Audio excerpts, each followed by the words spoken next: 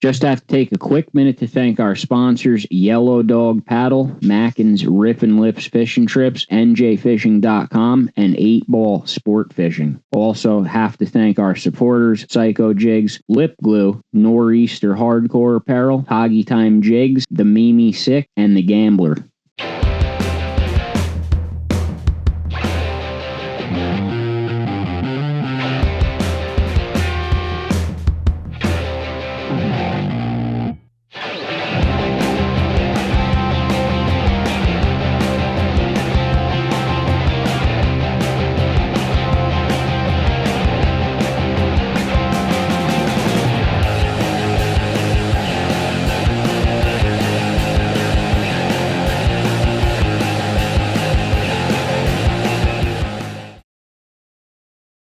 All right, so we are back for our special episode. We don't usually do a double episode, but we had to tonight. Our next guest has been fishing basically his entire life. He is the man that caught the giant muskie that's stirring up the entire internet. I'd like to introduce Vic Gelman to the NJ Multi-Species podcast. Vic, welcome. Thank you. Good to see you guys. Yeah, it's good to see you too, Vic. Yeah, we've been talking for a little bit, and obviously about this muskie and everything. But yeah, what a hell of a thing to happen, right? I mean, I know we've talked about it with other people. I know we don't want to get like too much into it. What's already been talked about and the whole process and what's happening and whatnot. But obviously, we got to talk about it. So. Let's just start off with the story, the actual story, what happened, like, from you, like the real story, like you tell us, like, because people are reading shit in like tabloids, I don't know, whatever you want to call it, like some internet, like media things, like the one, what was it? Outdoor pike, Life yeah. called it a northern It's a pike pike. when you caught it. Like, what the fuck? Well, who the hell are these people? So I think everyone would love to hear like what actually happened that day, what was in your mind, what your history. You said people might think you've been fishing your whole life, but you just told us how long you've been muskie fishing. Like start from there and just tell us like what happened. So prior to 2023, I did not know what a muskie was. I had some free time on my hands, and I took the Muskies Inc. New Jersey chapter class. And that was a eye-opening class. I learned a bunch of stuff, and after the class, I was able to go out and actually catch a few miraculously on my own. I got very lucky very early on. It's like the universe wanted to bankrupt me because every time I came out initially, I caught a muskie. Like, dude, the first few months that I found out what muskies were, I caught 11 fish, including I went up to the St. Lawrence and I got two 52-inch class fish. One, a photo one is hanging on the wall of my shop. That was literally a muskie fishing less than a year. So what happened next is I literally like went almost bankrupt buying muskie stuff because I'm thinking like, wow, muskies are great. They're gonna be easy to catch. I just need to get more gear and bam, it's done. There comes the harsh reality. It's not that easy. Then you get 3-4 months in a row without seeing a single fish, and it gets frustrating and annoying. And little by little, I stuck with it. So I still get skunked a lot, but little by little, I stuck with it, and I started being more consistent with catching them. Now, as far as the winter fish, I always wanted to catch a big muskie through the ice. I caught a bunch of big pike on the Great Sacandaga Lake a few years ago. It was a lot of fun, but those pike are running in the low 40s.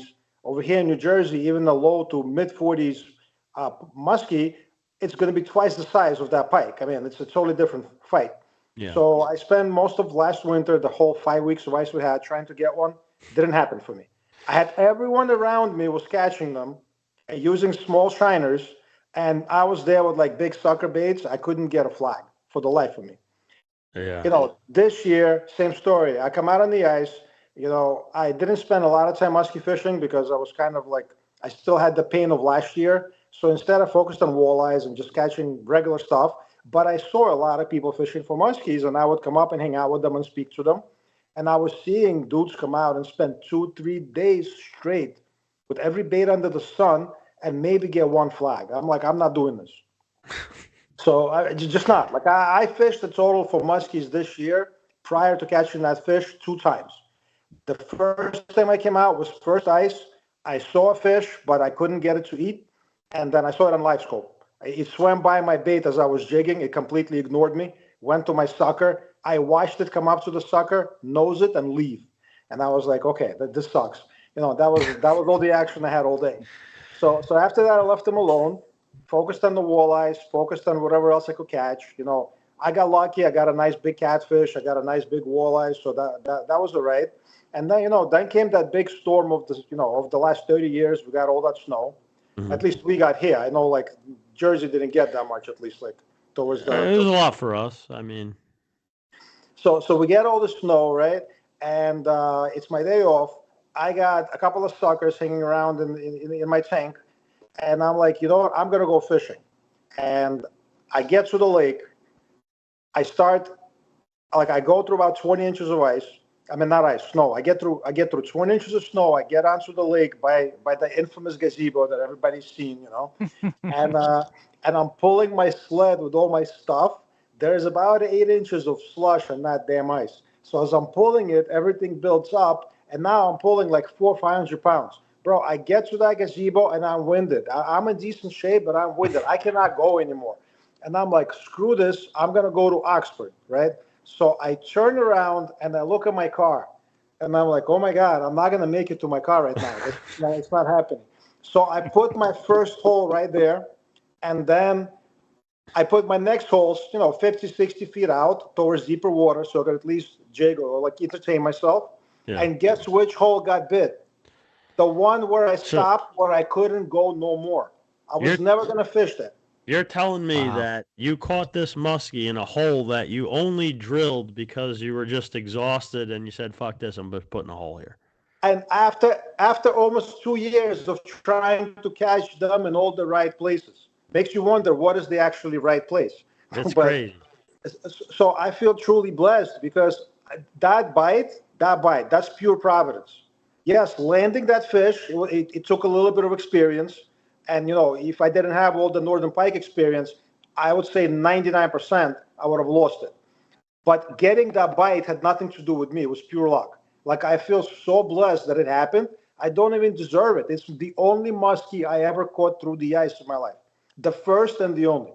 Wow. I think walking through all that snow made you, I would say just that you deserve it.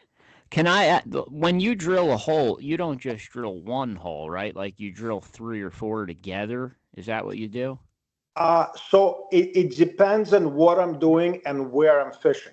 So for instance, if I'm just setting up tip-ups, I will do one hole, and then, I'll stick my cheater electronics down there, and I will look around, and I will see my positioning. I'll see how close I am to the weed line. I'll see how close I am to any structure. And if I like that hole, I put my tip up there and I just keep going. Now, the place where I decide to, let's say, set up and actually fish, like where I camp out for the day, yes, I will do multiple holes because, I'll have one for the transducer and then I'll have one for a large attractant. So like I'll have 5 lines in. Let's say in Greenwood Lake, you're allowed 7 lines. So I'll have 5 lines in with shiners or whatever.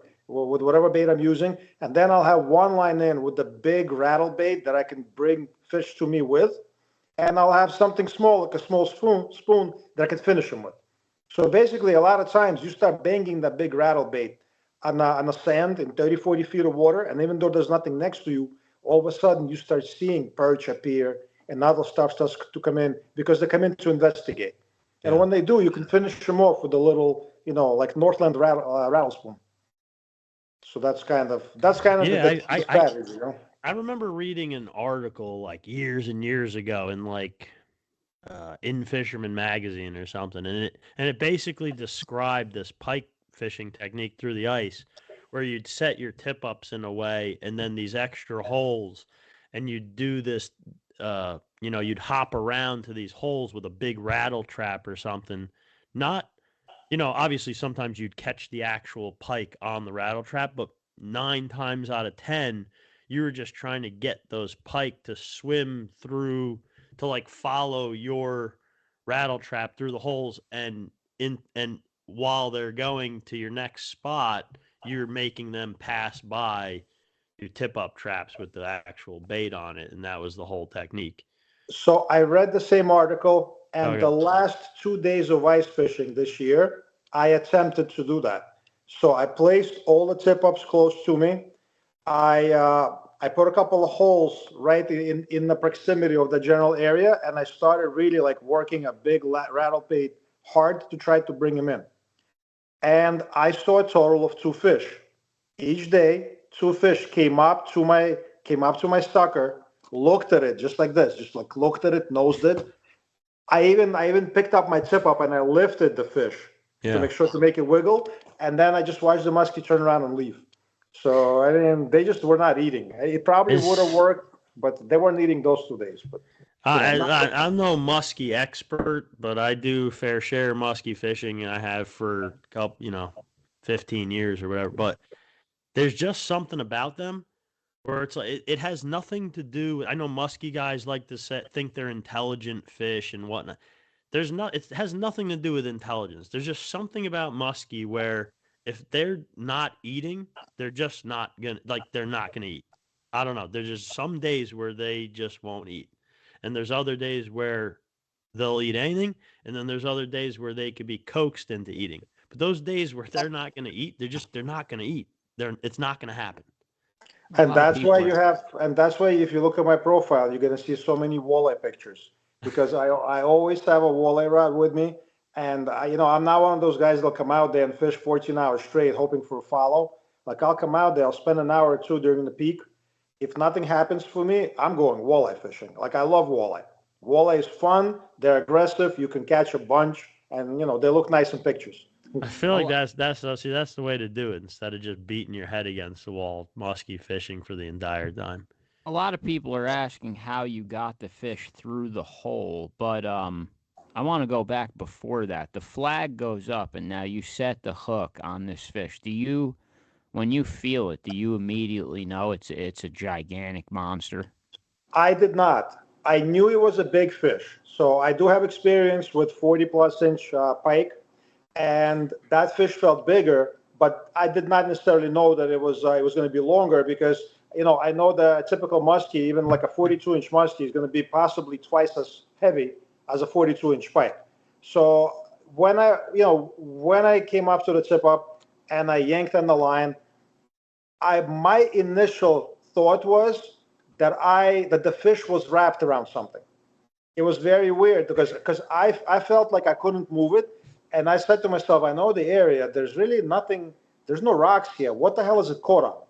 And I had the same thing happen before on fishing for pike, where a pike wrapped itself around the branch, and then I couldn't really move it, and I felt the fish yanking, but I also felt the snag. So that's what it felt like. And it almost felt like I was pulling on a cinder block without any pressure. And then it just started pumping. And when that fish started pumping, I said, oh my God, what the hell is that? Because it felt almost like a large dog yanking on the line. I was like, what the hell? I start bringing it in. It comes in a fair amount, and all of a sudden stops moving again. And I've read about people fighting big fish like that when they don't want to move, you can't really move them. Yeah. Again, at that point, I still didn't think I had that big of a fish in my possession. Not in my possession, but on the end of my line yet. But I just thought still it was wrapped up around weeds, or it was wrapped up around something. And then again came the big pumps, the big head shakes. Eventually, I did get it to the hole.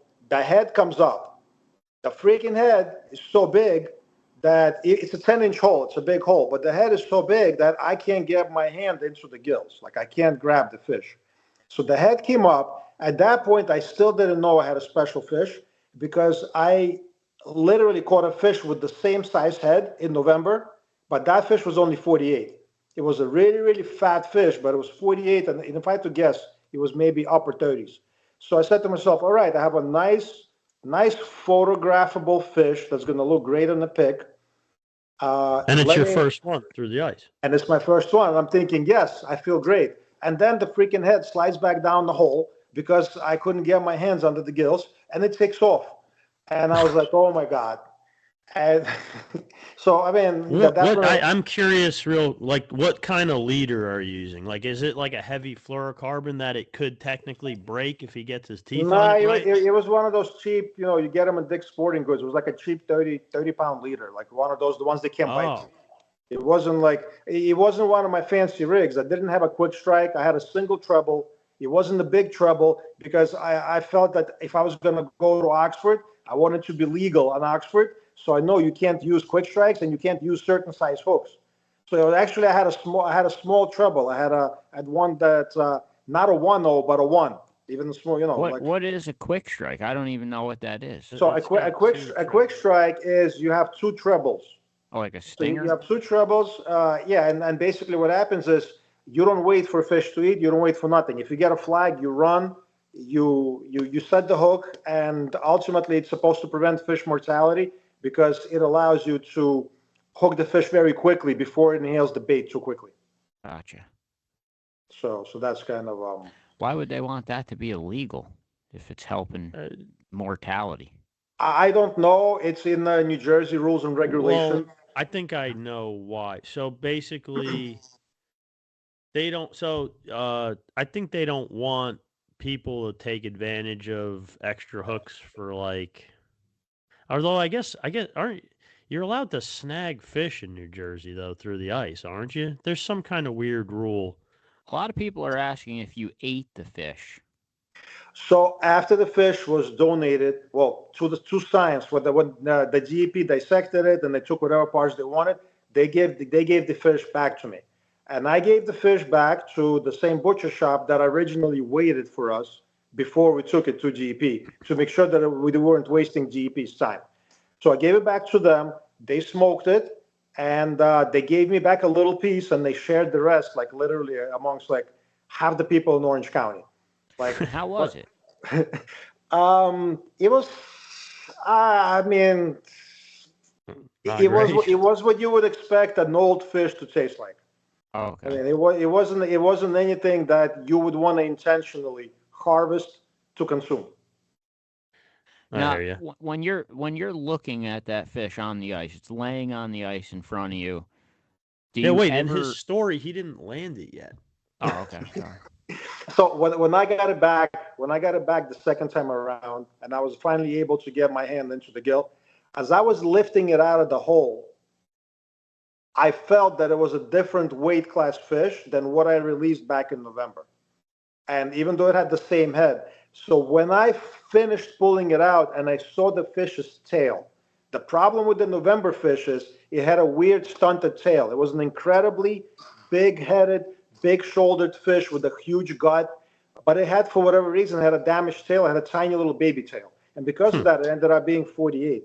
When I saw this fish's tail and how thick it was, the entire fish from beginning to end was just perfect. I said to myself, that's got to be it. I was like, it felt it. Like, I handled 38s, I handled 40s before, and the St. Lawrence fish were probably 41 to 44 pounds. I remember handling those, and this fish was heavier. I said to myself, that's it. That's the one. I could not believe it. Luckily we had Bogo nearby hanging out, with his girl in the shanty. Yeah, so he came out and he took some photos, which came out great with the gazebo in the back. We're gonna make a postcard out of it. The first time I saw that fish was from her Instagram account. That's where I first saw it, and I didn't know what I was looking at. I thought it was just like an Instagram post, like an over-exaggerated Instagram post. You know what I mean? I'm grateful they were there. I mean, it's and I figured when you reposted that foot next to the fish, that wasn't one of my photos. I figured that you got it from one of them. Yeah. That was hers. That was the first I saw of it. I didn't know who caught it. I didn't know where it came from. At that point, I had heard enough that I knew it was potentially real, like really that big. I mean, we've seen. I would say in the last couple of years, between like everybody that fishes that I speak to, I would say pushing on 300 fish from the region, and we've seen some nice ones. But I was not expecting to see that fish. That's not like I was not even after I saw its head and it went back down. When I was bringing it back, I was not expecting to see what I pulled up through the ice. And I couldn't believe it. Did you ever imagine when you're standing there looking at this gigantic fish that it was going to spark such a massive controversy on the internet? Absolutely not.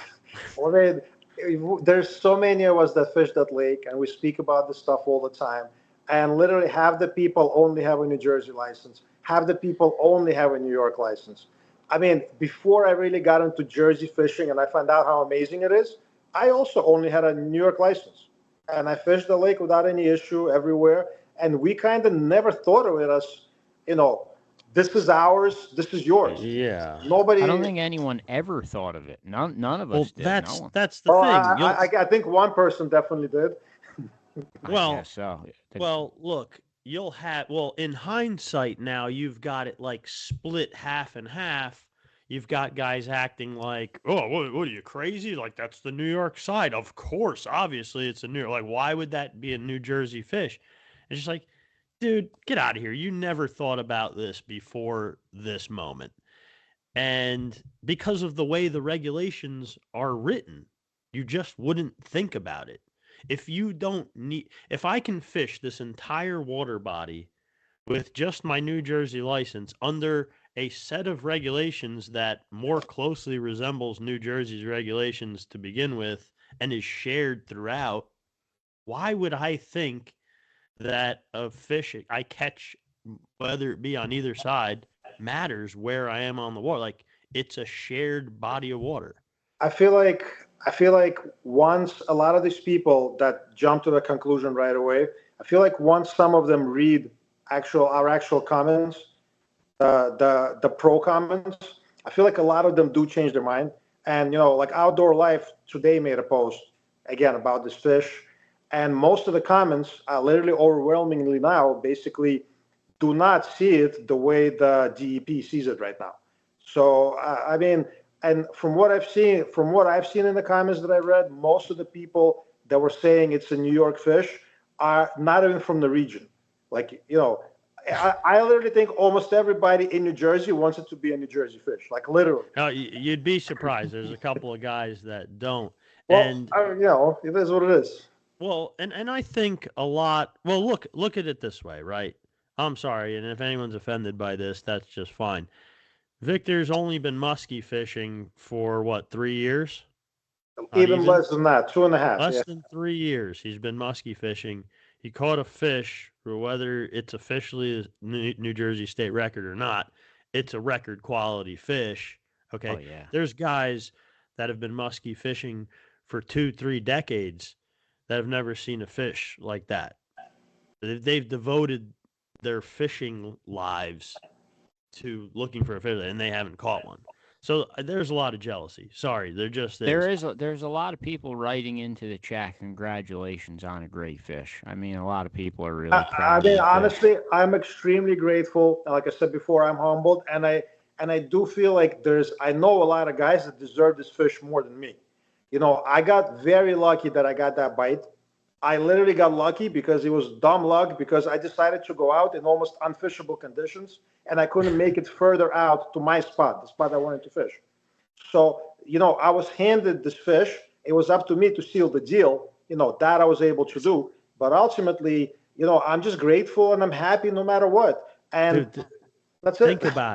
Think about it real quick. I just want you to think about it like this. If you exercised a couple more days the last month and ate a little bit less chocolate, you may have walked further and not fished that spot. That's true too. Good point. Dude, man, you did not see that slush. And I don't have Trust one of those. I know, man. I don't have one of those sleighs the guys built where they can, they're elevated and they can pull them on the skis. Yeah. All that slush built up under that sleigh. I was pushing not just the sleigh. Me, I would not have walked as far as you did. I would have, and when I give up walking and put my holes somewhere where I don't want to fish, I don't catch anything. Matt Teeter commented, remind everyone that Victor taught DCAM everything he knows. Vic, I want to ask, guys like DCAM, guys that are really out there after the state record, do you think the geography of where they fish now changes because of this incident? Like, do they now say, well, I have to go on the other side of the line at this lake? Like, are they going to start to fish in different places? I don't think so. I think, first of all, I think that there are potential records in several local lakes.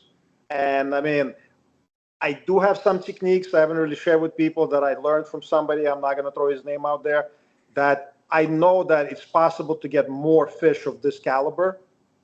Very, very like not in the spring, but in the fall, it's going to be possible to get more fish of this caliber out of at least 3 to 4 other different local lakes. New Jersey has an amazing fishery.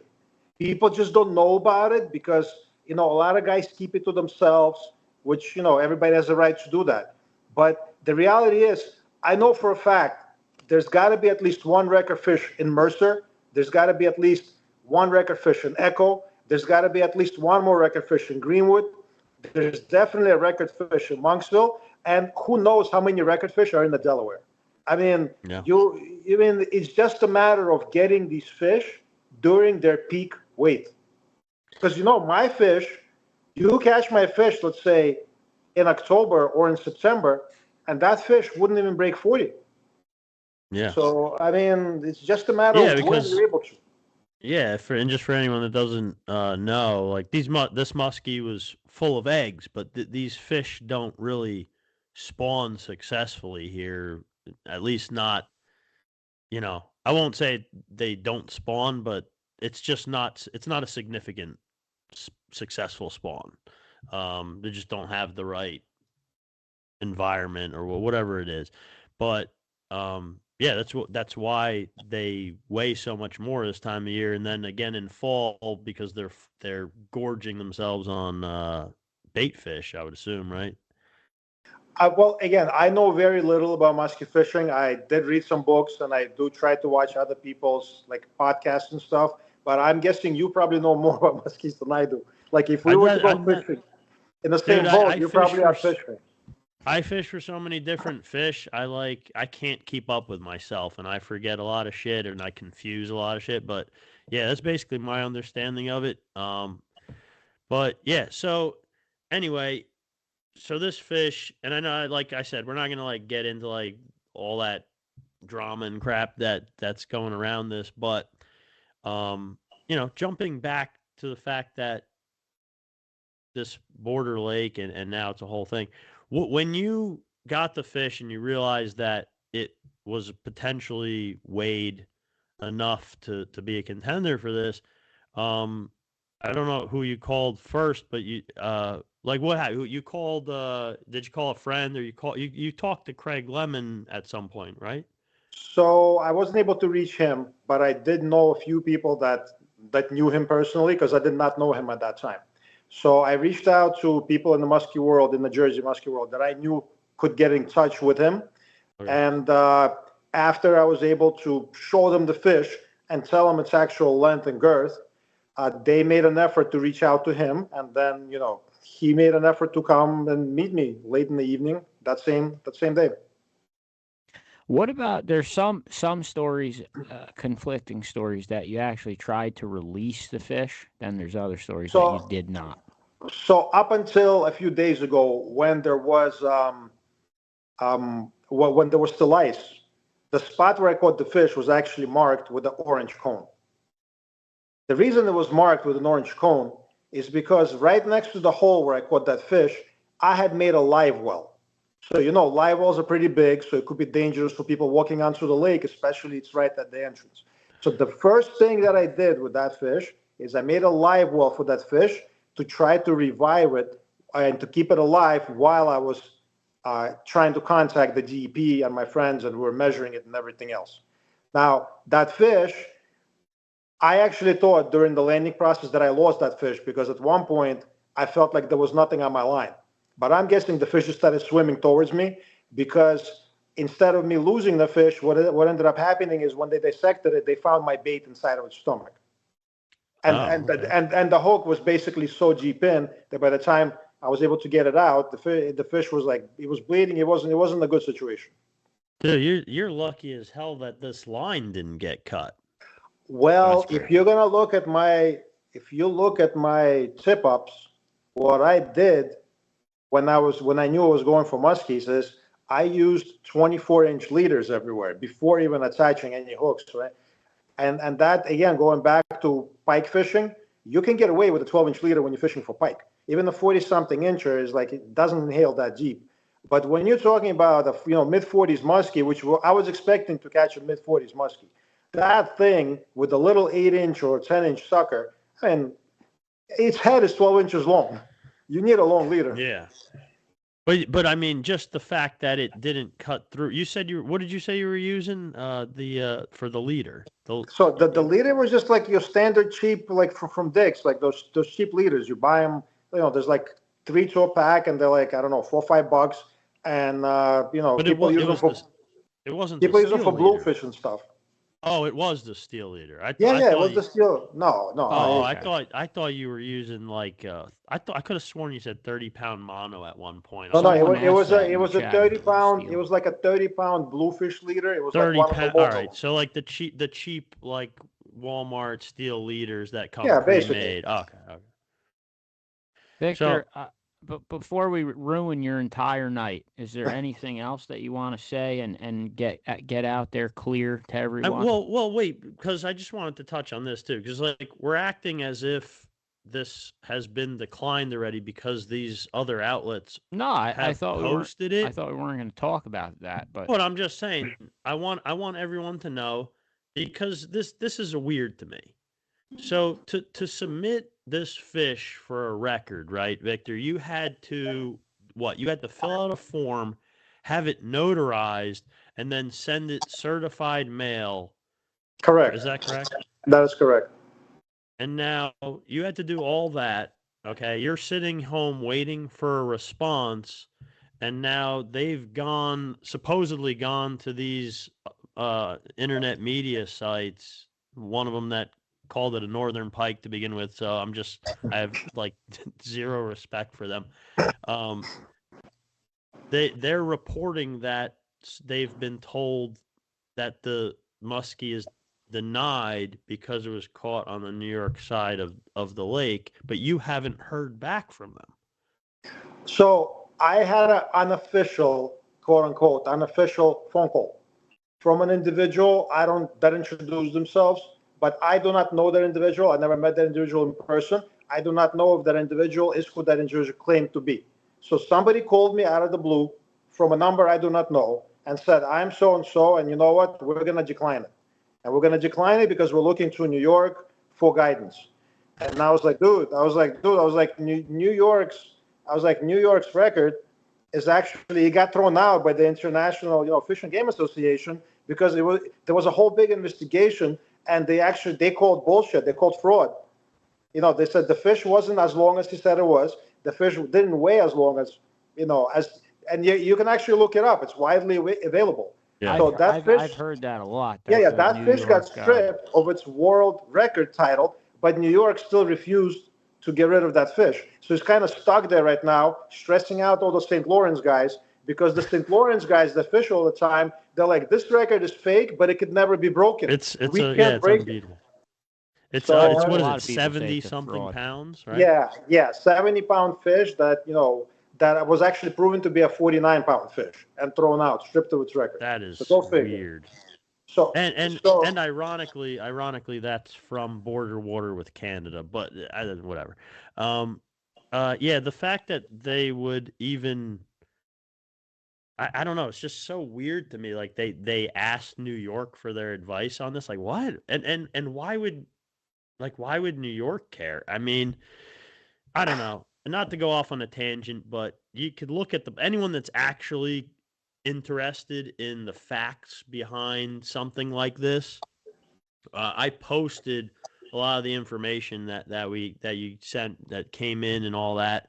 I did. So 7 other states, and I'm not going to go through them. You can look at the post and read the exact 7 other states have rules that specifically start off worded the exact same way as the New Jersey rule did. It says fish must be caught in, and put the state in, whatever, Arizona or whatever state, must be caught in this state's water, which is what New Jersey said, must be caught in New Jersey water. But then these other 7 states go on to specify which includes, and then they list their border waters and explain that no matter where you catch it on the border water, it's still that state's waters for the purpose of submitting the state record fish. Then that's 7 states have their rules like that. 11 other states, I think, were found that also start off the same way, but then specify something along the lines of the state line. Like they specify that it would not count, but they do specify it. And then the 2 others that had a vague rule like New Jersey's that just said must be caught in this state's waters and didn't say much more than that. Those there was 2 states like that had the fish caught on that water, and both states accepted the record. So the only example we could find of anything like this, it was accepted. And then no matter what your opinion is on this, I think anyone listening to this, whatever your opinion is, you just can't argue anymore that New Jersey's rule on this was way too vague. It was too vague, and they have the chance to go either way on it. The precedence is set in either direction. Right? I mean, I agree with you 100%. A lot of people are commenting in that we all know it's 100% a New Jersey fish.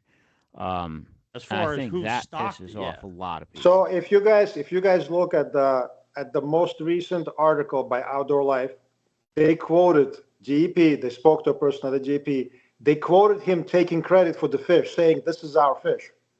Yeah. While he's saying he's not going to recognize it. That to me doesn't make sense. But again, it's not my decision, and I'm happy and grateful either way. And if we have something like New York State, which also great fishing, that has a record fish that was thrown out by everyone else in the world, and they refuse to throw that record out for 30 years, they can basically do whatever they want. And there is no monetary prize for being a record holder of any particular species in New York, New Jersey, or anywhere locally. So nobody's going to fight them on it because, what's the point? You can spend infinite amounts of money fighting something for what? For what, yeah. Well, I mean, look. You still caught the fish. Vic, I mean, so look. Good. We'll all remember it. Yeah. Look, I just got to know you. Like, I didn't know you before a couple weeks ago. And, no offense to you, but I don't give a shit if you, personally, if you are a record holder or not. I don't care. And I know you don't actually really care outside of the fact that, the fairness value of it. That's what gets me. The fairness of it and the fact that basically, I mean, you don't go out killing fish. You don't go out killing big fish. This fish died because it should be a record. And the fact that if it isn't one, it's just a shame. It's just a shame. It's just not fair. It doesn't make any sense. And that's what gets me. Well, if nothing else, it at least reinvigorated the local fishery, which actually not a lot of people know about it. But not so much for the muskies, but I'll tell you, I used to live in the Adirondacks. I used to fish the Great Sacandaga Lake a lot. Yeah. And I used to catch a lot of walleyes. And I used to catch these wonderful walleyes that were in the 14 to 15 inch range. I mean, you can keep them up there at 15 inches. Yeah. My personal best there after years and years of living was 26. It was only one, and they weighed in a measly 4.4 pounds. Then I moved here, and I started fishing Greenwood, and I started fishing Monksville, and I started fishing, the Kong. And all of a sudden, I'm like, oh, my God, people will drive from New York City to Lake Erie and to the St. Lawrence for a chance to catch the kind of walleyes that we catch here through the ice. People don't know what kind of a fishery has been created here over the last few decades. It's true, the selfishness says keep it to yourself because you don't want everybody and their mother fishing. But the reality is, it only happened because like I speak to the old timers, they say they used to catch trout. Nobody talks about the monster walleye they used to catch. Nobody talks about the monster muskies. This is all like recent stuff in the last 20 years. And who did that? The hatchery. Like people don't know this hatchery in the next 20 years is going to become world famous. What they did to this fishery, I've suffered. I've suffered for the fish. I mean, not only the Great Sacandaga. They talk about top waters in New York State. They talk about Oneida. I'm sorry, you go to Oneida, yeah, you'll catch a bunch of fish. Good luck catching a 26 or a 27 or a 28 nearly every single time you're out. Not gonna happen. They talk about Delta Lake. Amazing. Delta Lake is also a very good lake. Nice fat fish. Good luck getting a 26 or a 27 or 28 walleye at a Delta. These are top walleye destinations in New York within 4 hours of where we sit right now. There's nothing that beats the local lakes.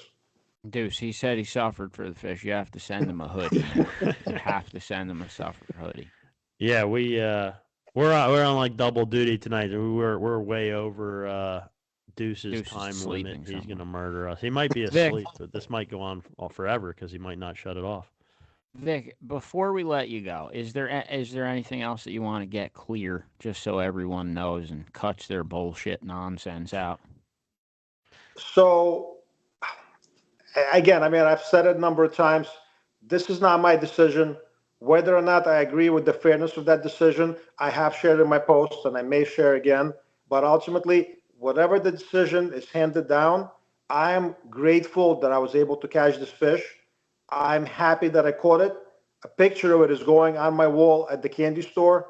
Oh, and by the way, anyone watching, all fishermen that follow either me on Instagram or follow the chocolate company that come into the store get the good neighbor discount. So you automatically get 20% off on anything in the shop. And I got a bunch of fish related stuff. I make a fish filled with Swedish fish. I have this bar. It's called Candy Bar. It's called the Fisherman's Bar. I have a chocolate bear that's holding a trout and a fishing rod, and is also filled with Swedish fish. Like I stay true to my fishing identity. And where is the chocolate? It's in Warwick, chocolate, right? Yeah, it's in Warwick, New York. And I've had a bunch of people come visit me through the years, like a bunch of people that, that you guys probably know about. They've seen their videos, and not only David, but old timers that made like videos like 10, 12, 15 years ago. They came to visit me at the shop before this fish. Like I just know people because they think it's cool that the door on my shop has a sticker that says Muskie Shop on it. Doesn't say candy store, it says Muskie Shop. That's awesome. Yeah, I got to stop in there one day. Vic, I want to thank you so much for taking the time to come on here and talk with us. We really appreciate it. Well, thank you for having me. You were definitely worth us staying the longer time for sure, and you're welcome back anytime. I think I would rather see you guys on the water. I feel like I can learn some from you guys. I don't know about that, but you can watch us argue. That's most people. People just go to watch us fight with each other. If you go separately with either one of us, you might pick up a thing or two. If you go with both of us at the same time, it's like watching Three Stooges, but there's not a third one. Yeah. Oh, man. Vic, thank you so much, man. Thank you for having me. You guys have a great night. And, thank you for putting in all the hard work. A lot of people are saying don't let anyone put you down, and really congratulations on the fish. There's a lot of love through the chat. Honestly, there hasn't been that much hate. Honestly, most of it has been positive. I stayed very quiet the first couple of weeks because I didn't know how it was going to go. But I got to say, most people, there was not a lot of hate at all. There was mostly just good, positive feedback. Yeah, it just comes from like the random idiots on the internet, or like the guys, like I said, they're just jealous because they've been muskie fishing for so long and haven't. It is what it is. Huh? Yeah, I agree. That's all I gotta say. I agree with you. Dropped out for a second. Oh, I dropped out. Yeah. So I don't know. All right, Vic. Congratulations and thank you so much for coming on. I hope to do see you on the water. That'd be awesome. Yeah, we gotta go fishing. I got your number. We'll be in touch. We'll go fishing. Awesome. Let's catch some big walleyes. Yeah, I'm in.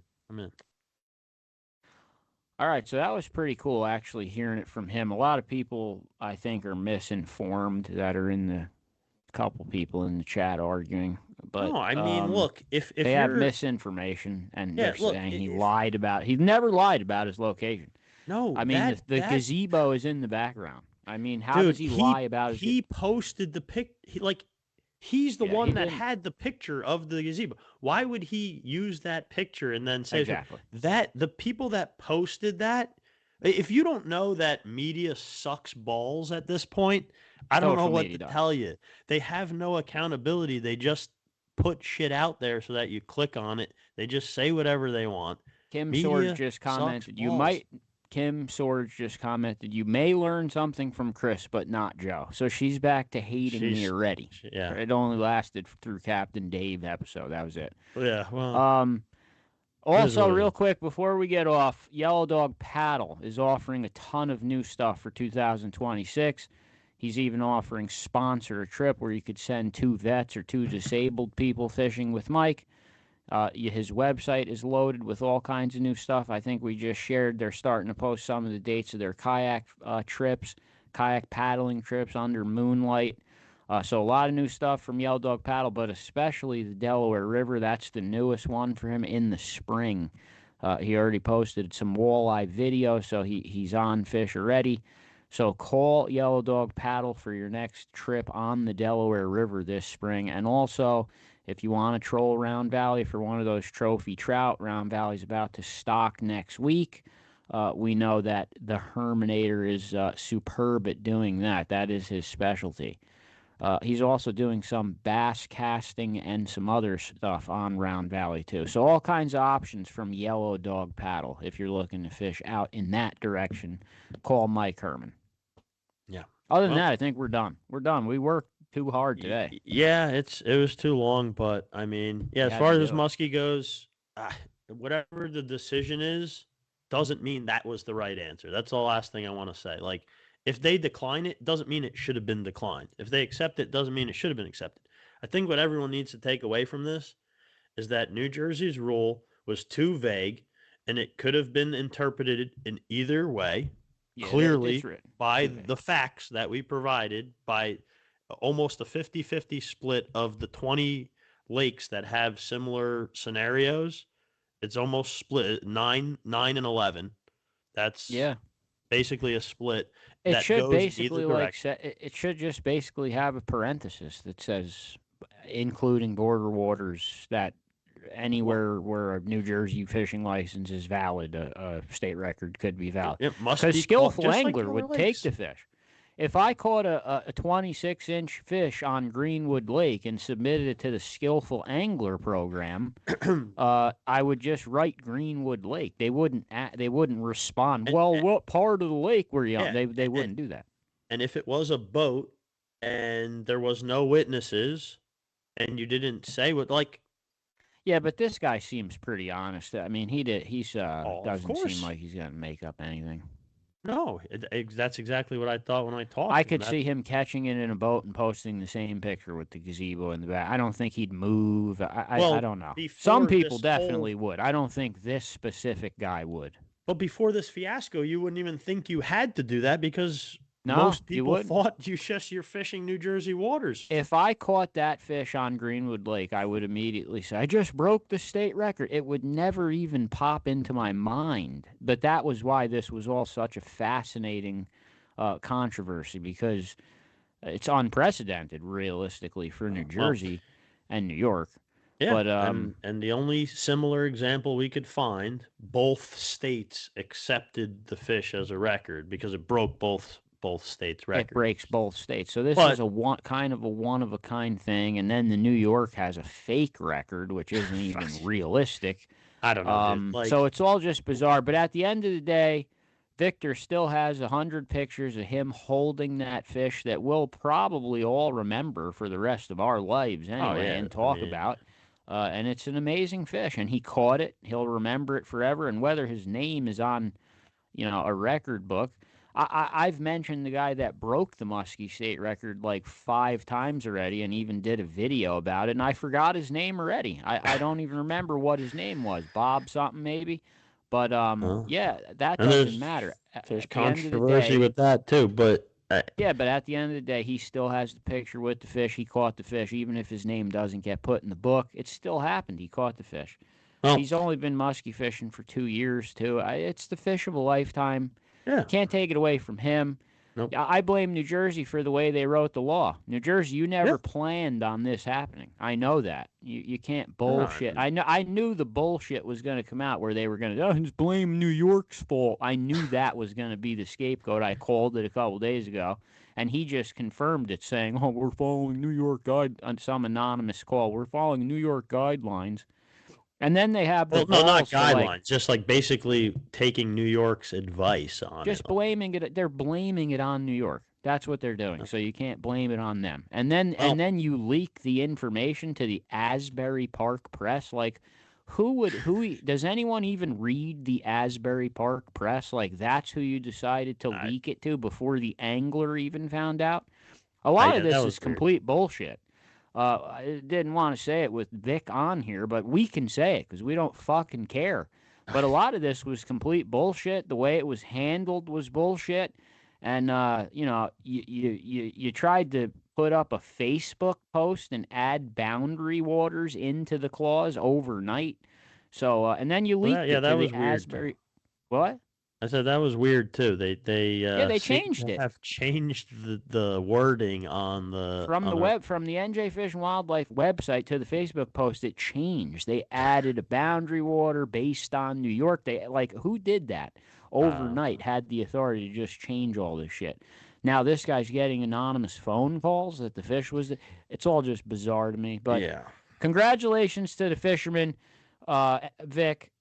Fish of a lifetime. Visit his chocolate shop in Warwick. That seems awesome. I'll have to take my wife and kids there. Yeah. But we're done. We worked overtime today. Deuce has to pay us double shift here. Yeah.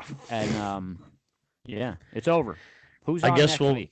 Yeah, I don't know. Break the episode into 2 parts or something. I have no idea what you want to do with this. Yeah. So next week we have Dan Termini. I'm not sure I'm pronouncing his name right, but most people will just know him as the guy from Bluff Lures.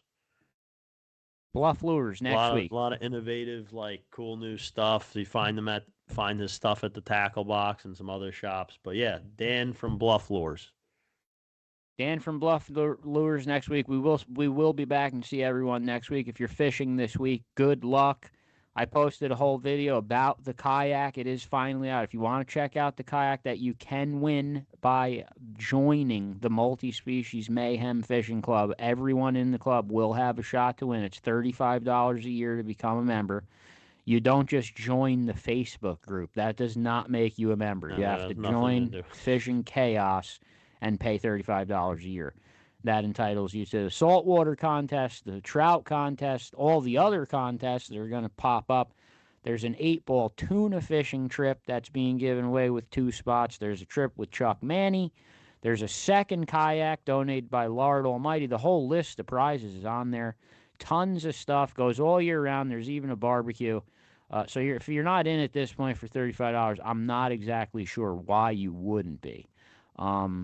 But the saltwater one does open April 1st, and we know everyone's getting ready to attack sea bass first. So that's probably the first thing we're going to see hit the boards. No, I think stripers. Is it? Yeah, you think they're already fishing for stripers? Why wouldn't they be first on the board?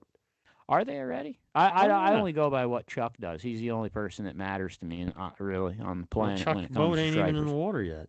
Well, there it is. That's why, to me, striper. I'm not saying a winning striper is going to be caught already. Striper season does not start till the tie man gets into the water. Then it's official.